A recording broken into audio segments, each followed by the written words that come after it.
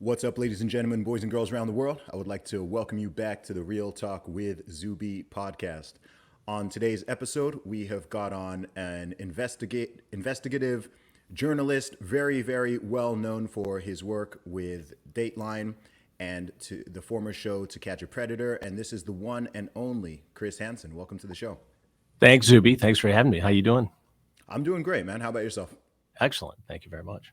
Glad to hear, man. Well, Chris, I know a lot of people know you and will be familiar with you, particularly in the USA, but all around the world. But for those who are not, can you give them a little brief intro to who you are? I've been a journalist on television for some 40 years, done a lot of crime reporting in local news and at the network. And probably the most iconic franchise has been the Predator investigations. And we did the first one about 18 years ago, where we partner with an online watchdog group, at least in the beginning, posing as children, decoys posing as children online. And they merely exist. And we see if adults, predators, will approach them and try to set up a sexual liaison. And in fact, over the last 18 years, some 500 of them have, and we continue these investigations. Now, I have a crime streaming network called True Blue.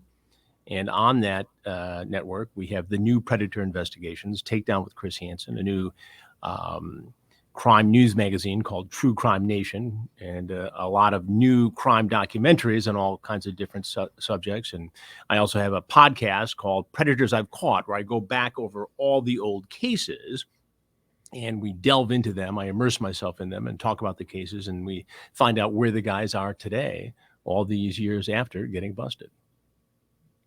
What is it that first got you interested in getting involved in this whole murky world? Of the Predators, I think what got me interested in it was the explosion of communication online.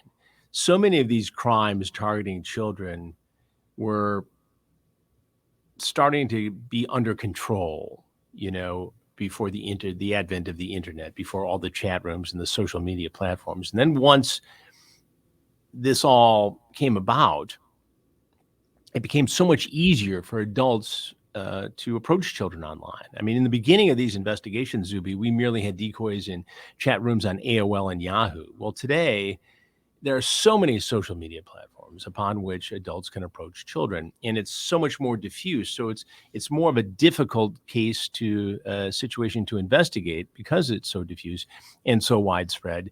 And there is more of it going on now than ever before. During the pandemic, at the peak of the pandemic, the National Center for Missing and Exploited Children will tell you that cases of adults inappropriately contacting children online or sending inappropriate material to children rose like 900%.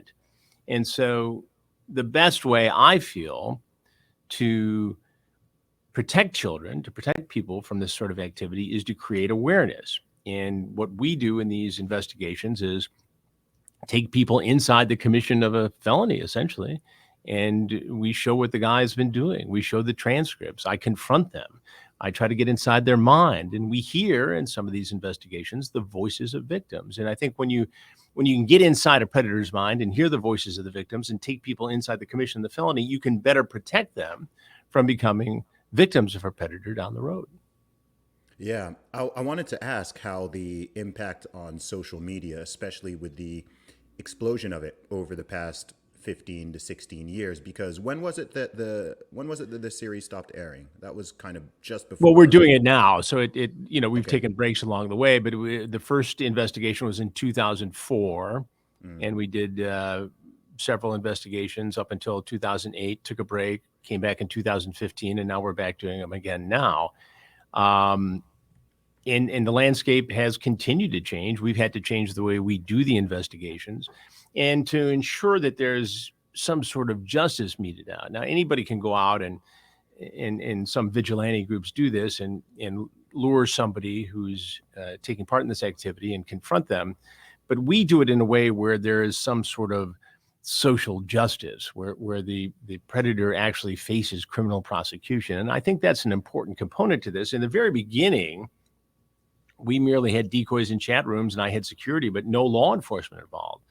So these guys would leave And some of the cases were prosecuted after the fact in the first two investigations, but law enforcement wasn't a part of it in a collaborative way. Today, we do this in collaboration with law enforcement, which ensures, this level of social responsibility and a level of justice in these cases that I think is deserved. And even take it from a pure television production standpoint, to see me confront somebody and have them walk off without facing any consequences is unfulfilling. So we need to make sure that these guys face the music, and they do now, and they have for some time. Yeah. So you mentioned, I think during the pandemic, a 900% increase in what specifically? In the inappropriate contact between adults and children and the transmission of inappropriate material from adults to children. So the National Center for Missing and Exploited Children is tasked by the government here in the United States to be the recipient of reports filed by various social media platforms. So there's mandatory reporting from Facebook, Snapchat, Instagram, Twitter, all of them. They're supposed to report anything that they find or any reports they get from users to the National Center for Missing and Exploited Children. So it's a pretty good, solid, reliable database for this sort of activity. And it's the best marker that I can find to track this. Because, as people ask all the time how many predators are online at any given time. We don't know is the honest answer. There's no way to tell. You can estimate. It's obviously in the thousands, but worldwide, the internet's ubiquitous. We don't know. Yeah, I think with the rise of social media on multiple levels in society, it's helped and aided so many things, but that's both positive and negative, right? And I think that with this issue in particular, I do think that more and more people are becoming aware of it. I think even with some of the sort of high profile scandals that are going on and some of the conversations that are happening right now at this moment, it does seem that there is a greater awareness. But sometimes I wonder it's often hard to tell in this internet connected age if a problem is getting worse directly or if it's just that there's more awareness of it and more of an ability to disseminate information and to talk to people about it and see people's opinions and so on. So if you were to go back even to the 90s up until the 2020s, there are certain things where it can seem like, okay, this thing is going way up because it's so much more on your radar, but it can be hard to tell if it's actually going way up or you're just able to see it. So I'd be curious to know if you think that social media and having so many billions of people on social media is actually making the problem worse, or if it's just that more people are able to see it. Well, I think it's both, Zuby. I think more people do see it because there's an increased amount of conversation and dialogue about it. But with that, and in that same bandwidth, there's more opportunity to do it. And the police and sheriffs and federal investigators can't be everywhere. We can't be everywhere. And so the odds are that guys will get away with it. And they know, the predators know we're out there. In the latest investigation we did just a matter of weeks ago, we had guys in the chat rooms asking the decoys, is this a Chris Hansen deal? Is this a Sheriff so-and-so deal? And, the decoy says, well, I don't know who that is. Who are you talking about? And they show up anyway, in spite of their suspicions. And they recognize me in many cases. And where in past investigations, when these guys have recognized me, they've bolted. Now they almost know the script, if you will. They start answering the questions. They take the chair and they tell me either their excuses and they spin it however they want to spin it. They've thought about these excuses before doing this and getting caught. Or they just confess and say, this is why, this is my issue, and this is, how my mind works. But even in some of the spaces you would think would be pretty safe, there's still a risk there. We've got a story coming out in the next week or so on True Blue about a 12-year-old girl who was on Instagram. And a guy from Florida started a conversation and was able to set up a meeting with her and convince her that it was okay to climb out her bedroom window and meet him in a church parking lot. He flew up from Florida for this. and took her to a hotel room, sexually assaulted her. She went to the hospital the next day. The sheriff's department in mid-Michigan, Genesee County, got wind of this, went to the hotel, got the surveillance video. They were able to backtrack the communications on Instagram, the DMs, the texts, and they tracked him down to Florida where they arrested him. And during the interview with him, he confessed to doing this on at least two other occasions in two other states. And so you think your kid's safe on Instagram. What could go wrong? Well, potentially in the extreme, this is what can go wrong. So you have to have a conversation. You're not going to be very effective in demand reduction. I mean, I think there are treatment programs for some subset of these guys that works, and I've talked to therapists who do it, and they've had success. But the real front line here, I think, is to have a conversation realistically in an age-appropriate manner from the very first time your child gets online and say, look, there are adults online who like to trick kids. Kids don't like to be tricked. And then as the child gets older and has more access to the internet, you have to ramp up that conversation. And I don't think it's a bad thing to use examples of stories that I do or that other journalists do or that appear on other shows, because it does get kids' attention. And that's your best defense is a good educated child. Do you believe that children have the right to breathe mask-free or to go outside without the latest booster shots? What about the quote-unquote right to change their gender? Where do rights come from anyway? And why would you trust doctors to give you yours? Join the discussion this month at Unofficial Pediatrics, the Substack blog run by mainstream media's least favorite pediatrician, Dr. Adrian Gaty. Dr. Gaty was one of the first doctors in the USA to speak out against lockdowns, and he continues the fight for childhood innocence and well-being. If you're looking for a doctor who fears God more than he fears Fauci, then look to the second best four-letter word you'll hear today. It's not Zuby, it's Gaty. Check out his blog, Unofficial Pediatrics, at gaty.substack.com. That's gaty.substack.com. Subscribe today for free and join the battle as he challenges Big Pharma, Big Education, and a few more Goliaths along the way. One more time, that's gaty.substack.com. Now back to the podcast.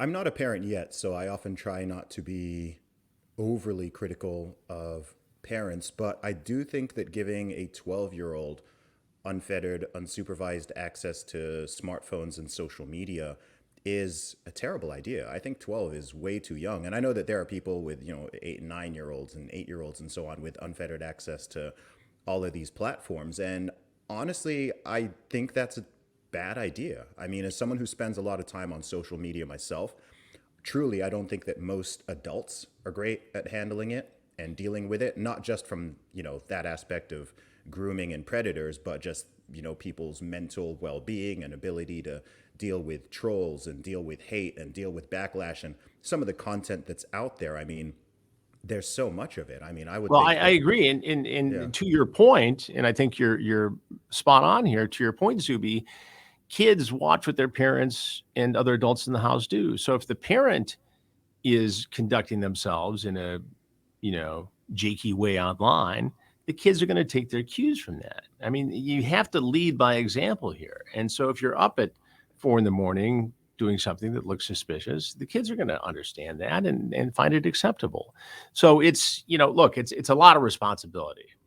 And, a lot of kids will spend their entire lives online and never get propositioned by a predator. I get that. And you could argue that the vast majority of adult on children sexual assaults take place with somebody who is known to them, an incestuous type of thing. But having said that, there is a lot of danger online, and not just from sexual predators, financial predators.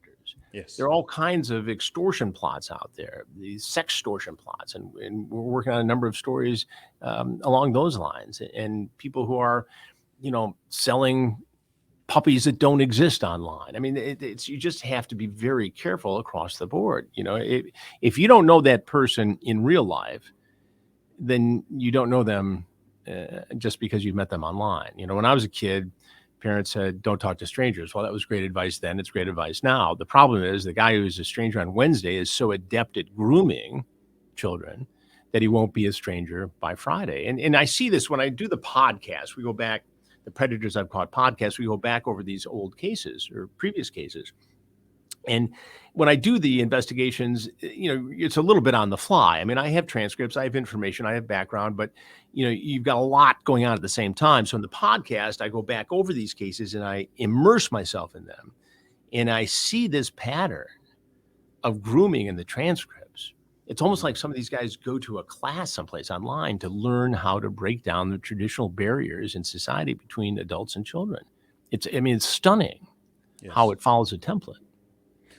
On that topic, I think in the last 2 years, something that's really risen up in the public consciousness. I mean, you just used the term grooming, and I'm sure you're aware that that term, grooming, groomers, is a conversation that's been, that's a word that's been popping up a lot recently, even Sure. with some of the things that are being taught in schools, some of the things that adults are promoting, targeting children and youth online, whether it's with certain ideologies or things about sex, things about gender, things about sexuality, things that are not age appropriate. And Well, there's things which, recruitment for terrorists, yeah, all kinds of that stuff. too. Yeah, that too. But I think a lot of the grooming behavior that people are calling out is stuff that's actually happening within institutions that are typically trusted and respected, right? You've got all these weird videos of teachers on TikTok and out there who are teaching kids about really age inappropriate things and who are promoting it as if it's some sort of greater good. So what are your thoughts on that whole phenomenon? Because it's not something that I mean, when I was in school, a couple decades ago, it's not something that people were overly concerned about. But I Well, think with, imagine how it is for me. I yeah, mean, my kids are now 31 to 21. And so they're out of the danger zone, except for, the financial predator stuff, I suppose, or any other scams that adults are potentially targeted by. But, my first computer class was as a senior in high school, where we had to program Fortran cards to run through what passed then as a computer. We had no idea how this would affect our lives, or even as a journalist in the early days, we didn't, why would you ever need a computer? We got a typewriter. So, this has been a very steep learning curve for those of us of a certain age and certain generation. And it has opened up all kinds of access, not just with predators and children or predators and victims, but just being able to expose children to any individual's ideology or value set that you may not share. And so again, it comes down to the parent as a gatekeeper, I think. And you can do this without being overly protective or onerous, or not letting your kid have a computer or a smartphone. But you do have to have a constant dialogue, I think. And I'm not pretending to be parent of the year or anything like that. It's just common sense stuff based upon what I've seen and having interviewed parents whose children have fallen prey to this stuff, and children who have fallen prey. I remember in the early predator investigations 15, 16 years ago, we had a group of a dozen fourth, fifth graders, maybe a little older, maybe sixth, seventh graders, middle schoolers. And I had them all on risers sitting there. And I said, how many of you, show of hands, have been approached by an adult online you didn't know and it made you feel uncomfortable? Almost every one of those dozen kids raised their hand. And then I said, another show of hands, how many of you told your parents? One hand goes up out of the dozen. So they didn't want to upset their parents by telling them what had happened to them online. And so the message is, you have to say, look, if somebody does something that makes you uncomfortable, you need to tell me. And again, it goes back to this best line of defense is a good education. And at least if something makes them feel uncomfortable or strange, they will feel okay telling you about it, and then you can take action. why do you think those children?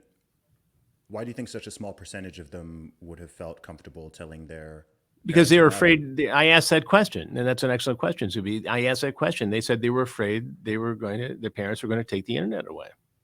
Oh wow, Yeah, that's actually a really interesting reply. that was telling to me.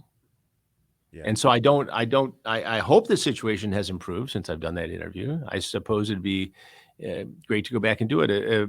About 4 or 5 years ago, we did a a piece for Crime Watch Daily when I was hosting that show and reporting for it, a syndicated crime show. And we had a therapist in one room asking kids questions, and I was in the next room with a monitor with their parents listening to the answers.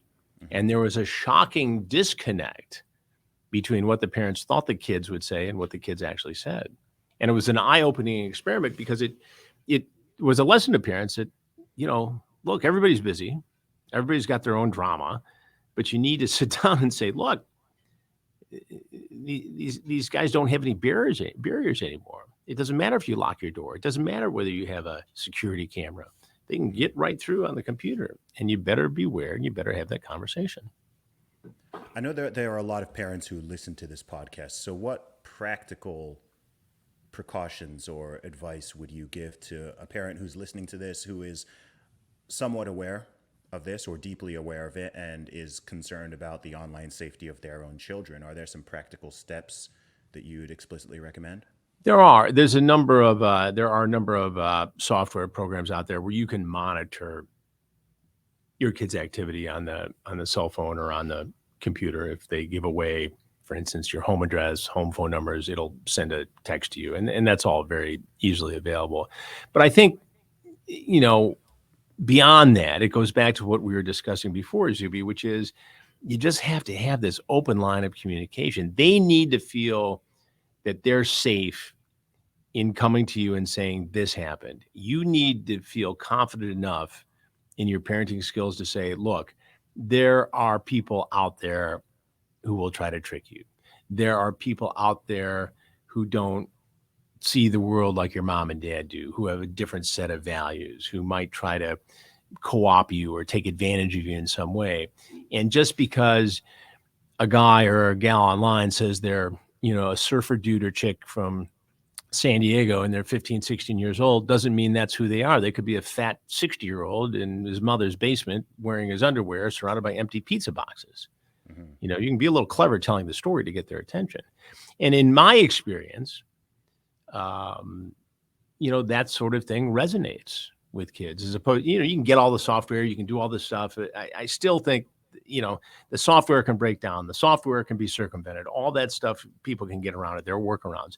The best way to do it is to educate your kids and make sure they know that you're not going to punish them for coming to you and telling you that something weird happened online. I hear that. What are your thoughts, Chris, on this recent controversy with Balenciaga? I don't know how much you've looked into it, but I've only looked at it superficially, Zuby, so I'm not an expert on it exactly, except that I've seen, these advertising campaigns pop up occasionally over the years that are, borderline exploitive, that seem to take advantage of children in one way or the other. Sometimes the over sexualization of children goes back for decades. And I think there's a corporate citizen responsibility to this, that we should go overboard not to exploit children in any way.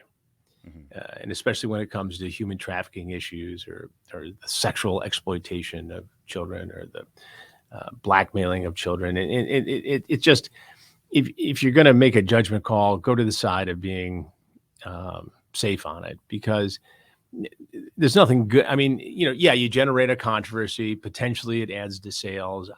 It makes me uncomfortable when corporations do that. Yeah, I think there are some concerning lines being blurred between children and adults in recent years. I know certainly growing up, regardless of where you are, which society in the West, there was always a clear, hard line, a delineation between children and adults when it comes to laws, when it comes to ability to consent, when it comes to when it's appropriate to be exposed to certain types of information or imagery and so on. And from various areas, both institutional and sort of social and cultural, I'm seeing this line being increasingly blurred, and I find that deeply concerning. People are now saying and advocating that children can consent to things that typically only adults would be able to. So the line is being blurred there. I think when it comes to online imagery, children have access to, you can just type in a website and tick a box saying that you're over 18. You don't need to, and children have access to all of this stuff that they didn't have before. And I'm also seeing a disturbing increase in the mainstream media in particular to, and it sounds so crazy to say it, but to normalize pedophilia or to get people to sympathize with it. There's a play that just came out recently, which the New York Times was raving about. The whole play is about pedophilia, and it's should we have sympathy for these people? I'm sure you've heard the term MAP, or minor Sure. attracted person, which is supposed to somewhat destigmatize this whole idea. So I'm seeing this amalgamation of all these different things happening, and I find it very concerning. I'm not sure how much it's on most people's radar because it's so uncomfortable to talk about, and most people don't want to connect these certain dots. But I'm starting to see, I'm seeing a lot of this over the years, and it Well, seems like, I think Zuby, that's valid. I mean, yeah, in historically, if you look back at NAMBLA, the North American Man Boy Love Association, which is a group that would try to normalize pedophilia between adult males and boys, the FBI had been investigating that group for years and had pretty much, run it down to nothing until the internet. And suddenly it's going strong, and they've got these cruises, and they're trying to rekindle this offensive organization. And when you talk about maps, I mean, that you can't normalize something that is just absolutely wrong on every level. It's legally wrong. It's morally reprehensible. A child is a child, and a child needs to be protected in our society from a lot of different things. First and foremost, violence and sexual violence. And then when it comes to all the things we know about labor and making sure that child has health care and education.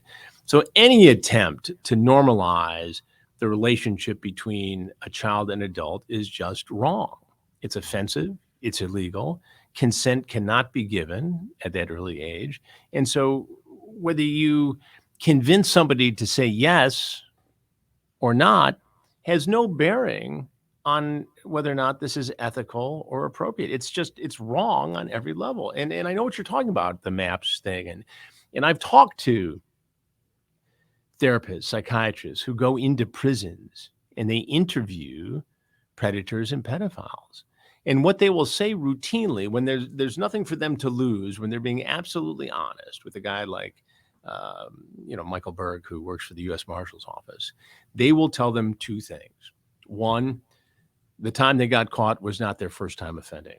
They had offended 2, 3, 4 other times. Two, almost universally, there's a link between the viewing of child pornography and offending.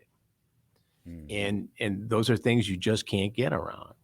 So when you talk about, is it better for a predator, pedophile to view child pornography and get his fix there as opposed to going out and offending? No, because the viewing leads to offending. And we know that. The viewing of child pornography, every time an image of child pornography is viewed, it's another incident of abusing that child, of exploiting that child in that image. So there's no way, I think, that you can normalize it or justify it or rationalize it or certainly legalize it, because it's not even a slippery slope. It's a wall that should be built there to protect children. And I'm adamant about that. And I think most everybody agrees with me. I mean, I think these people barking about maps and we need to understand this, it's such a tiny minority percentage of the human population. They tend to get attention because I think it's just so awful and offensive to even try to make that argument. Yeah, I think you're absolutely right that it's a tiny minority, but something that we've certainly seen in the last few decades is that a Well, tiny it gets attention minority because can, it's outrageous and offensive, and that rises to the level of attention. And also, if people are trying to argue this, they should be exposed. I think. I mean, I'm not going to give them, a ton of attention. I don't think it deserves it. It's wrong. Yeah, I don't think they should give them a chance to even try to normalize this. absolutely. What about this situation that seems to be happening in the US in particular states? I've noticed California, for one. I'm assuming it exists in other states as well, but people being let off very, very lightly or being released early from prison for some of these crimes. Well, I think we've seen that change a little bit in the early investigations we did, especially in the first one we did in California, or one of the ones we did in California, in Long Beach, particularly. The local judge there sort of viewed this as a TV sting operation or a reality show. So the guys who were caught in that particular sting mostly received a slap on the wrist, probation, and registration as a sex offender, and very few of those guys in that investigation served time. And it led to a big sense of outrage across the country. I testified in front of Congress shortly thereafter, and I had senators, U.S. senators, in the hallways of the U.S. Capitol, asking, "What do we do?" And my advice then, and not that I'm a legal constitutional scholar by any means, but my advice was that each case is different. You can't necessarily have one policy across the board, but you do have to have basic minimum levels of punishment to create deterrence. Hmm. And so if a guy is arguing that, well, it was a decoy, it wasn't a regular kid, well, guess what? If I wasn't there, if my crew wasn't there, if law enforcement wasn't there, and a child was there, there would have been a sexual assault. I know this based upon the reading of the transcripts. So yeah, it was on television. Yeah, it was a sting operation, but that doesn't mean a crime wouldn't have been committed. And there are statistics that will suggest that every time a guy is caught in one of these stings, you are preventing exponentially, perhaps dozens of other kids from getting exposed to this, Hmm. because their arrest is a deterrence. Now, people always ask, who these guys are, and I'm not a therapist, and I'm not necessarily qualified to tell you exactly the psychiatric background. But from my experience, you have three categories. You've got the hardcore heavy hitters, these guys who would be doing this with or without the internet.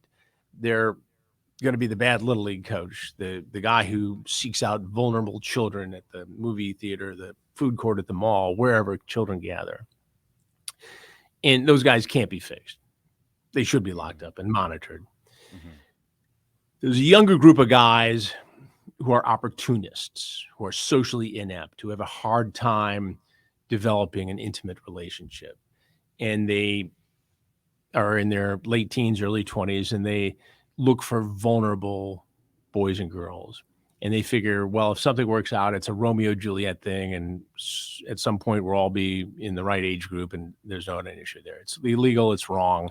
But those guys can probably get some sort of minor punishment and counseling and not reoffend. And then there's this interesting group in the middle, the doctors we've seen, the clergymen we've seen, the cops we've seen, who have a desire to have a sexual relationship with a child, but probably wouldn't act on it without the internet, the access, the anonymity, the addictive nature of it. And those guys are the more vexing category. Because it's more complicated. They don't have the word predator tattooed across their forehead. They could be the guy standing next to you at the grocery store on a Saturday morning. And that's the real challenge of this. And we want one size fits all answers to this problem. And there's certainly a lot of good work going on in this area on the part of therapists. And I've talked to these people, and I've seen amazing stories of how people turn their lives around who engage in this sort of activity. But yet, it's not a very glamorous part of medicine, is it? If you spend $200,000 on medical school, do you want to be on Park Avenue as a plastic surgeon, or do you want to be going into federal prisons with Michael Burke interviewing hardcore sex offenders? I get it. Yeah, I don't know that I have the answer to it, but I certainly see the complex nature of the vexing issue. for sure. Chris, you've spent decades at this point exploring and exposing and raising awareness of arguably some of the darkest and most heinous types of crimes and perversions out there. How's that affected you psychologically? How have you How do you deal with that? It's a good question. I'm okay with it. I guess I'm sure there have been moments in my life where, it got to me and I didn't even realize it got to me. And maybe I engaged in, not the healthiest form of dealing with it. But, having done it now for 40 years, I have it in perspective. I realize that it's a bit of a calling, to do this sort of journalism, this sort of reporting. And I think I have it, in perspective. I think, I was sort of made to do this in a way. Um, and I'm comfortable with the material. I mean, I can set it aside. I can use humor when it's appropriate and sometimes inappropriate privately to deal with it. But, I'm okay with it. And I think it's therapeutic to go back over some of these past cases in the podcast. I think it's helpful to me to talk about some of these issues in a setting like this with somebody who gets it, who's bright and intelligent, who can share some of the information that normally wouldn't be shared in a day-to-day story on True Blue or in the podcast or in the True Crime Nation show. And so one of the reasons why I enjoy being on a show like this is I get to talk about these things. And I hope that people take something away from it in an extended conversation that helps them in their life, that helps them to protect their children. And one of the things that I find most fulfilling, and this happens routinely, no matter where I'm at, is I'll be out socially someplace, and my wife and I'll be having dinner, and we'll be leaving, and somebody say, "Hey, can I talk to you for a minute?" And sometimes it's just to take a selfie or do whatever, but more often than not, it's somebody who wants to just say, "Hey, something happened to me as a kid. And one of the reasons I was able to cope with it, and one of the reasons I was able to get some sense of justice and healing was watching your shows where you jammed these guys up, and it created a sense of justice for me. Thank you." And to me, that's the greatest reward, honestly, is I helping hear somebody that. who's been through it or helping somebody avoid going through it. And it's true whether it's for sex predators in these investigations or whether it's, a financial predator or any other sort of crime, a murder, or, we're doing stories on the situation at the Club Q, the situation in Idaho, and, crimes all across the world. And I think it does create an awareness that hopefully prevents other people from becoming a victim. I hear that. It must have given you a deep insight into human psychology on a level that most people don't get access to, both I think obviously on sometimes the too deep. yeah, I was going to say what are some of the biggest lessons you've learned about humanity or human beings as a species over the course of these decades? Well, I Especially think there are some people who just don't have the empathy gene and who are so focused on themselves and their own desires. Uh, People who may have been victimized themselves and blur this line. People who have been impacted by the internet in a way that makes them susceptible to behaving this way. I mean, it's a whole combination of things. I don't think there's one single strand that runs through these criminals, except that they, for whatever combination of reasons, and I think the internet sometimes plays into this, are able to blur the line between fantasy and reality and not have impulse control to keep them from acting out. And I think I don't want to blame every crime in the world on the internet, but that plays a significant role in a lot of what I see. And look, it's these stories. People always ask, why do you think crime reporting and is so important and so popular? And I said, these stories are as old as the Bible. It's good versus evil. It's not going away. We just do it in I think the most entertaining way to show people what's going on and how to prevent from getting sucked into something like this. Yeah, I think one of the big problems with the internet and social media is that it makes it easier for people to dehumanize one another. I I think think you that when just hit it you're right. Think you just hit it right on the head. It's not a real kid. It's a picture of somebody who will gratify me sexually, and they start to lose track of the impact that could have on a human being. I think you're exactly right. Yeah, I see this across the board. Obviously, we're talking about the deepest depths of it, but even just, if you're spending time on Twitter or on Instagram or Facebook, I think especially Twitter, you're just seeing these little avatars, and oftentimes people don't have, it's just a username, and you can't see reactions and responses. You can't hear vocal tone. It's very No, easy to and again, misunderstand each other. you lose the sense of empathy. People just automatically attack something because they can generate a misinformation campaign, or they can get off on having this power and not face consequences. And Twitter especially is that way. I'm not sure why and how it got there,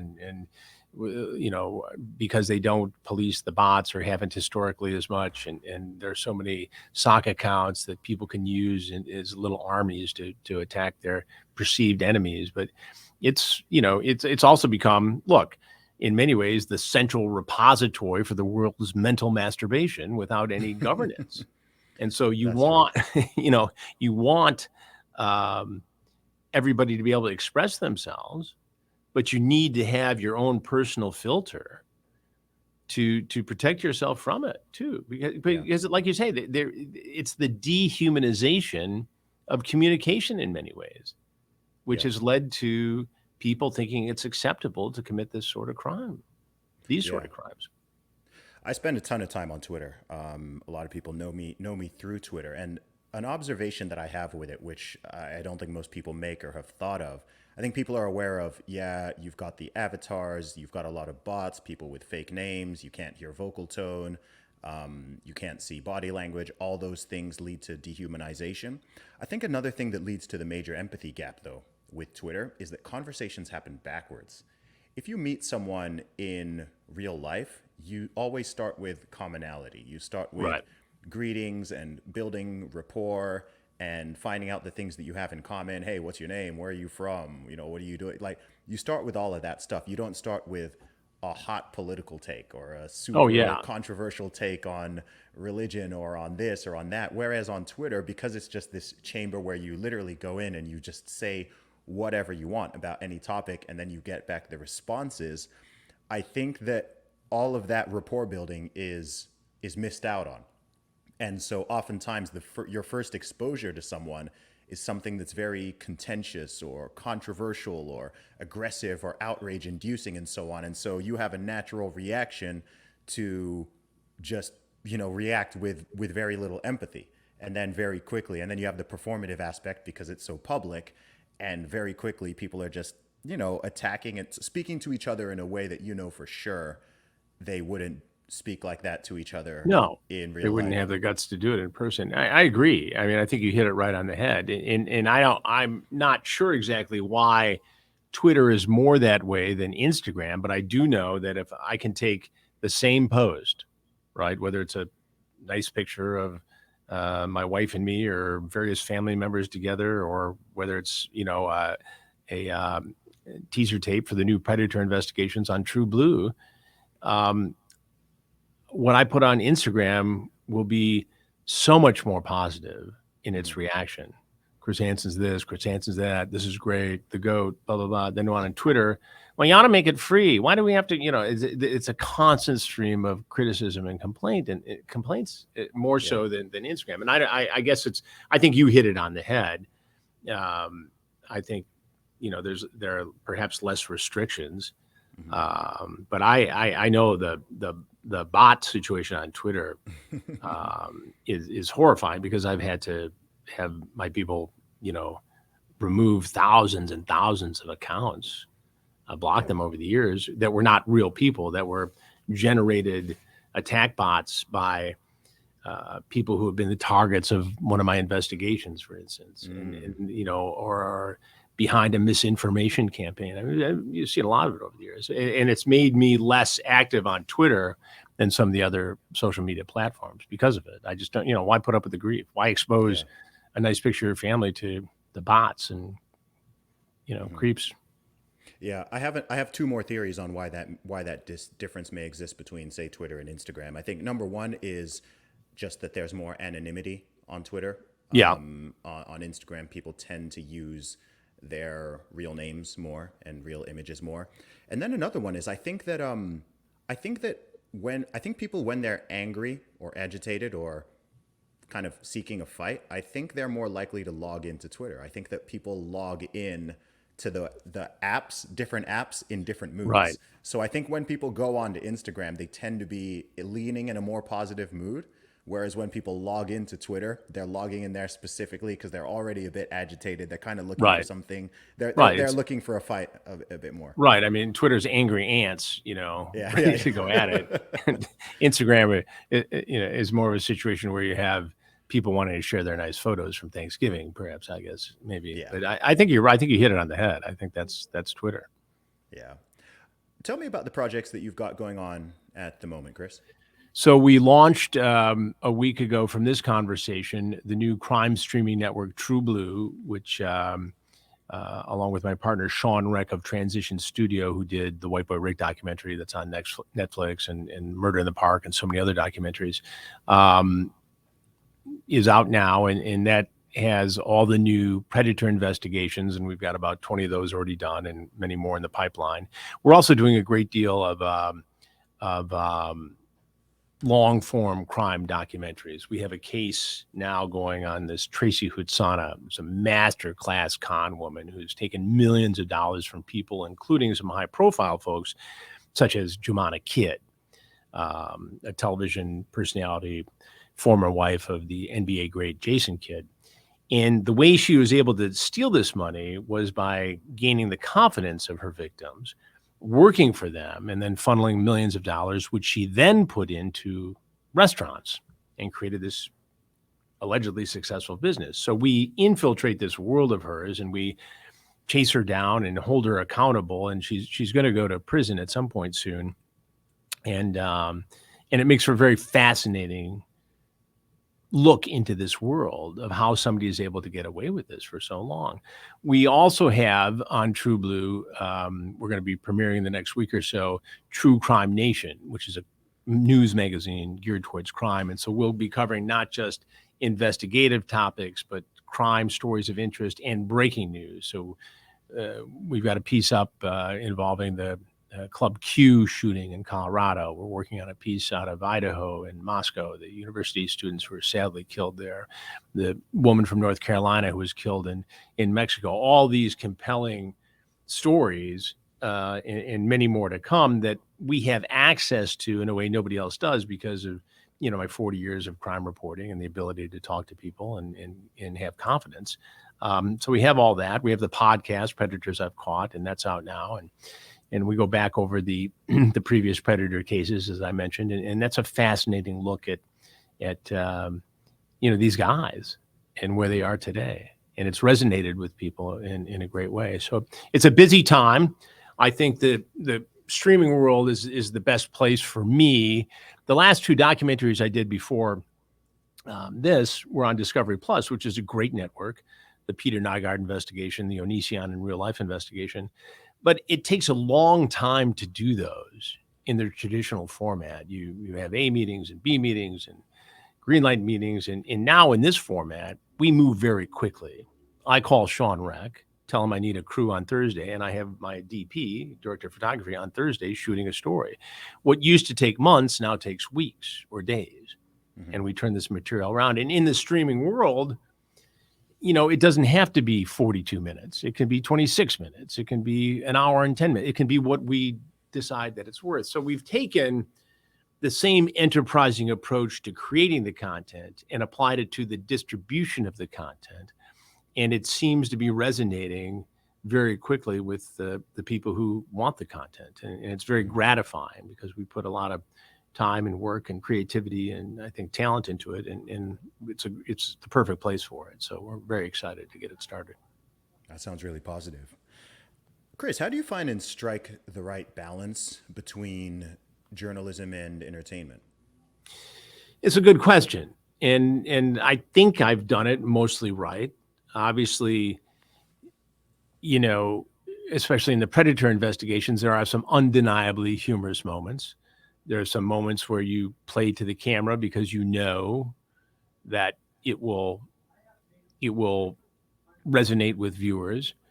You try not to overdo it. You try to have respect for the the venue, but it's something that has become a part of pop culture. I always tell people when my oldest kids are now in the business, were in high school, they went to high school with kids whose dads did a lot of cool stuff, sports figures, Wall Street guys, lawyers.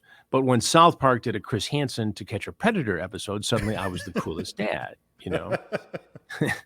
So, you use that positive energy or that energy in a positive way. So, yes, it's become a part of pop culture. Did I plan on that to happen? No. I thought we'd do Predator investigations once, twice, maybe 3 times, and that would be it. Nobody would ever show up. But that's not how it went down. So what do you do now? You take that energy and you put it in a positive place. You know that because of this, you've got 3 generations now of followers and people who care about what I do. And so you create the kind of content that will benefit people in all 3 generations. And you have a great audience and a great support system. So it allows you to continue to do this work. I also have access. If I show up in a small town someplace or a big town someplace, the law enforcement people know who I am because of the Predator investigation. They are fans and followers. So I'm more apt to get the inside scoop on something than many other journalists would be. So I channel it, I think, into a very positive way to gain access, to have an audience for the content. And look, sometimes you don't always know what the impact is going to be of a certain franchise. And I'd be lying to you if I said I knew that the Predator franchise would become what it had, because I didn't know. I was just trying to do an interesting story that would help people, that would expose bad guys in a way I thought I could do in an interesting fashion. And I didn't want every interview to look the same. So I would, try and be, and I still do, try to be creative with each and every guy and approach them differently. Anybody can jump out of a back room or the bushes and create 10 seconds of dramatic video. Mm-hmm. My job is to engage this guy or whoever it is in a conversation and get inside their head. And that's what I try to do. And whether it's a conversation with you on your program or whether it's a conversation with a bad guy in a sting operation setting, it's about getting inside their head. And generally speaking, it works. I mean, we had a guy in Polk County, Florida. It's an episode of the Predator investigation that's going to come out in the next week or so. And it was almost like a cross between a Silence of the Lambs moment and a fanboy moment. The guy had seen all the shows. He knew some of the guys had been caught by name. And yet here he is, caught trying to meet a 12-year-old girl for sex. And he goes into great and graphic detail as to why he did it for 30 minutes. Wow. And it's compelling television. But it is, when he's giggling, talking about it, it's a silence. I mean, it's creepy, but it's informative, it's interesting, and it's certainly compelling. I hear that. What's it like seeing yourself represented or parodied in a South Park or The Simpsons, or hear yourself mentioned in a song?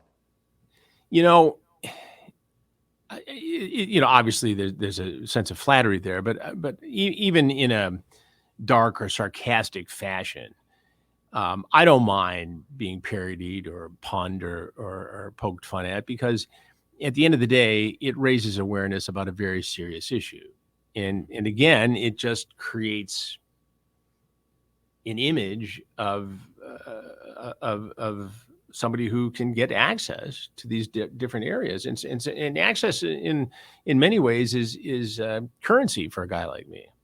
If people won't talk to you, if they won't come on your show, or they won't let you into their police chief's office or their detective unit, it's hard to get information.